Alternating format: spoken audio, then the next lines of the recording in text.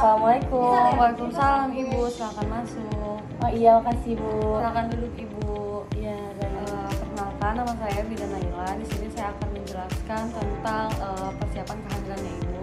Apakah Ibu sudah tahu apa itu kehamilan, persiapan kehamilan yang sehat? belum tahu Ibu, saya ingin cari tahu. Baik Ibu, di sini pemeriksaan atau prosedurnya akan ada pemeriksaan fisik, pemeriksaan gizi, persiapan gizi, penyakit yang harus diwaspadai, tentang imunisasi juga, sama ada penyakit genetik yang harus diwaspadai sama Ibu. Apakah Ibu sudah mengerti? Iya Bu, dan Apakah Ibu bersedia dicek dengan saya hari ini? iya saya bersedia. Baik Ibu, jika bersedia, saya mau cek di berat badan, tinggi badan, lila, dan IMT-nya ya Ibu. Baik Ibu.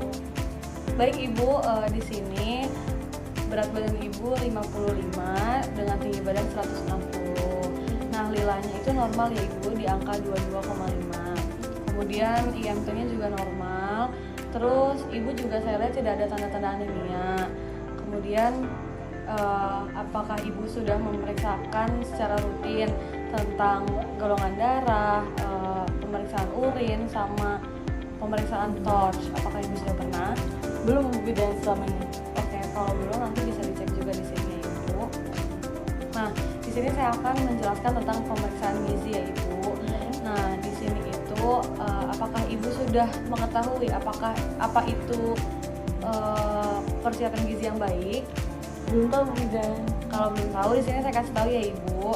Di sini kita ada program isi piringku. Nah, jadi isi piringku ini itu ada 5 kelompok pangan. Yang pertama itu ada makanan pokok, ada lauk pauk, sayuran, buah, sama minum atau nutrisi. Jadi ukuran isi piringku itu, makanan pokoknya itu 1/3, lauk pauknya juga 1/3, kemudian sayuran juga 1/3, buah juga sama 1/3, dan minumnya itu harus mencukupi sehari itu 8 gelas atau 2 liter. Kemudian apakah Ibu sudah dianjurkan untuk meminum tablet tambah darah sebelumnya? belum Bu, dan saya belum minum tambah darah. Nah, kalau belum, saya juga mau jelasin tentang tablet tambah darah ya Ibu. Jadi tablet tambah darah itu berisi zat besi dan asam folat yang bagus untuk dikonsumsi sebelum menjalani kehamilan. Itu apakah Ibu sudah mengerti? Sudah mengerti.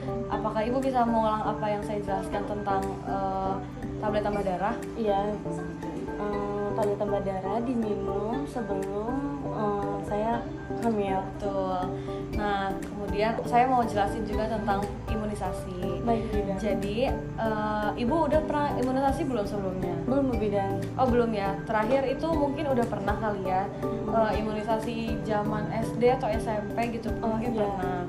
Nah, nanti bisa juga diberikan imunisasi di sini ya Ibu. Saya juga mau memberitahu tentang kondisi kesehatan yang perlu diwaspadai. Penyakitnya itu ada anemia, diabetes, hepatitis, obesitas, dan juga kekurangan gizi. Ibu mau dijelasin yang bagian mana nih? Saya pengen tahu yang kekurangan gizi aja Bu. Baik Ibu, saya anggap Ibu semuanya sudah mengerti kecuali tentang kekurangan gizi ya Ibu ya. Kalau ada yang mau ditanyakan lagi mangga. Nah, kekurangan gizi itu dilihat dari IMT-nya atau indeks massa tubuh. Jadi cara menghitung indeks massa tubuh itu caranya berat badan dibagi tinggi badan. Nah, berat badannya itu di satuan kilogram, sedangkan tinggi badannya itu di satuan meter. Jadi kalau saya hitung IMT Ibu tadi berat badannya 50 ya Ibu ya? 55. Baik, sama tinggi badannya itu 160. Kalau dijadiin meter itu berarti kan 1,60. Jadi 55 per 1,60 dikali 1,60. Jadi setelah dihitung kurang lebih indeks massa tubuh atau IMT Ibu adalah 2,4. Itu normal ya Ibu maksudnya. Alhamdulillah normal. Kemudian cara pencegahan biar nggak kurang gizi itu yang pertama ada makan makanan bergizi tentu. Kemudian kalau ada penyakit itu kalau bisa langsung ditanganin, jadi nggak usah ditunda-tunda gitu. Apakah Ibu bisa mengerti penjelasan yang saya jelaskan tadi? Mengerti Bu Bidan? Ibu bisa nggak jelasin ulang ke saya? Cara mengukur IMT itu berat badan dibagi tinggi badan dikali tinggi badan. Iya, bagus. Nah, kondisi kurang gizi itu menandakan ibu mengalami KEK atau kekurangan energi kronis. Nah, KEK ini diukur dari lingkar lengan atas, yaitu kalau kurang dari 23,5 itu berarti tandanya KEK. Kalau misalnya di atasnya berarti normal. Kemudian bisa juga dilihat dari IMT. Kalau IMT-nya kurang dari 18,5 berarti itu KEK masuknya. Terus kalau kurang gizi pada ibu hamil itu bisa membahayakan ibu dan janin. Yang diantaranya ada anemia, pendarahan saat melahirkan, kemudian berat badan lahir rendah, kemudian ada janin mati atau keguguran ya ibu ya. Kemudian juga ada cacat bawaan pada bayi itu nanti pas lahir. Itu ibu. Kemudian saya juga akan menjelaskan tentang penyakit genetik pada ibu hamil yang harus diwaspadai. Yang pertama diantaranya itu ada thalassemia, hemofilia, asma, tekanan darah tinggi, dan juga penyakit jantung. Nah, diantara kelima penyakit ini ibu tertarik pada yang mana? Kalau penyakit thalassemia itu yang bagaimana ya Bu Bidan? Kalau misalnya thalassemia itu bahasa awamnya kelainan darah merah atau kelainan sel darah merah. Karena kurang protein bentuk sel sehingga mudah pecah sel darah merahnya itu, jadinya penderita mengalami kurang darah berat gitu. Kemudian ini juga penyakit turunan ya ibu. Terus thalassemia itu terbagi dua jenis. Yang pertama itu ada mayor sama minor. Kalau minor itu penderitanya tampak sehat dan nggak ada tanda-tanda apapun.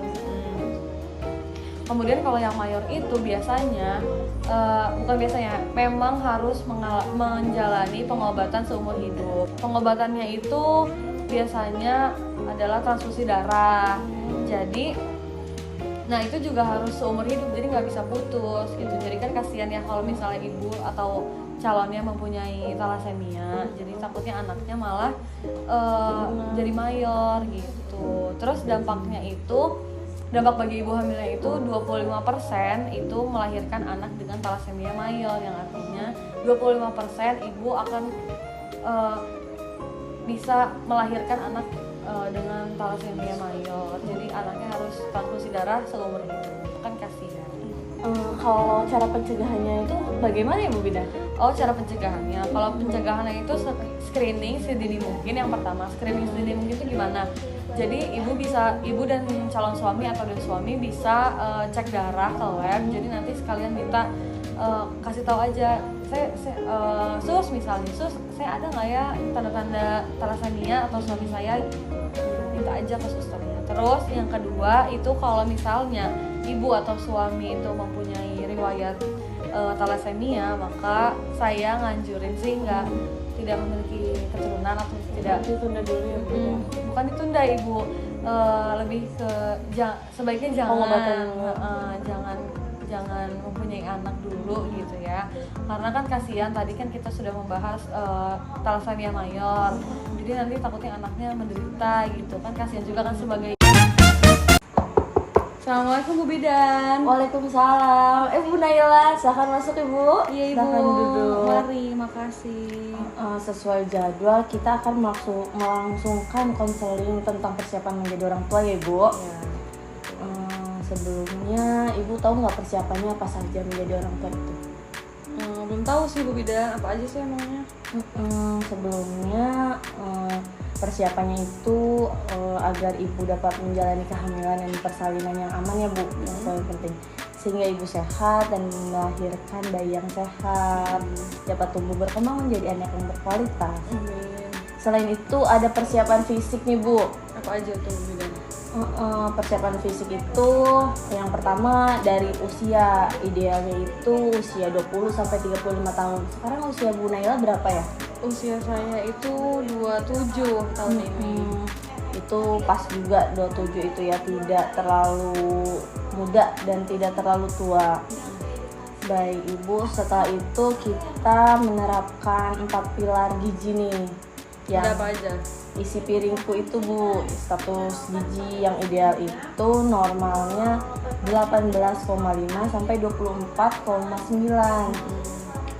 Selanjutnya Ibu sudah melakukan imunisasi belum Bu? Udah sih Bu. Sebelum menikah juga udah ya Bu ya, Iya, udah Bu. melakukan imunisasi tetanus. Selanjutnya gaya hidup nih Bu, gaya hidup yang sehat itu sebelum kehamilan dan setelah hamil juga gaya hidupnya itu dilarang rokok, defisit mikronutrition, konsumsi alkohol, olahraga berat. Selanjutnya persiapan mental. Persiapan mental itu adaptasi untuk ibunya menyiapkan tubuh pada perubahan pada saat hamil, mengurangi stres, cemas, rasa khawatir pada ibu, dapat menerima kehamilannya ya Bu. Terus membina hubungan dengan janin, terus menyesuaikan perubahan fisik, menyesuaikan perubahan hubungan suami dan istri, mempersiapkan kelahiran dan menjadi orang tua. Terus ibu juga harus bisa mengontrol emosinya ya Bu, kemampuan belajar untuk adaptasi, kualitas hubungan interpersonalnya. Terus selanjutnya ada apa aja Bu Bidan? Selanjutnya kita akan membahas persiapan ekonomi nih Bu, seperti persiapan untuk kehamilan pertama, persalinan, persiapan bayinya nanti. Terus ada kesetaraan gender dalam mempersiapkan orang tua nih Bu. Saling memberikan dukungan ya antara anggota keluarga, senantiasa menjaga ucapan dan perilaku guna menghindari salah persepsi antar keluarga. Kelola stres dengan baik, perbanyak ibadah sesuai dengan agama, kepercayaan masing-masingnya, komunikasi kebutuhan ekonomi keluarga secara bersama-sama.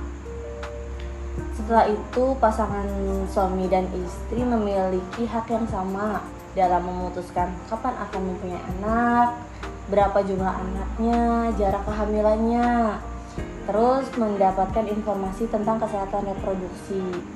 Selanjutnya mendapatkan pelayanan kesehatan reproduksi yang dibutuhkan nanti. Nah itu persiapan menjadi orang tua. Apakah ada yang ingin ditanyakan lagi?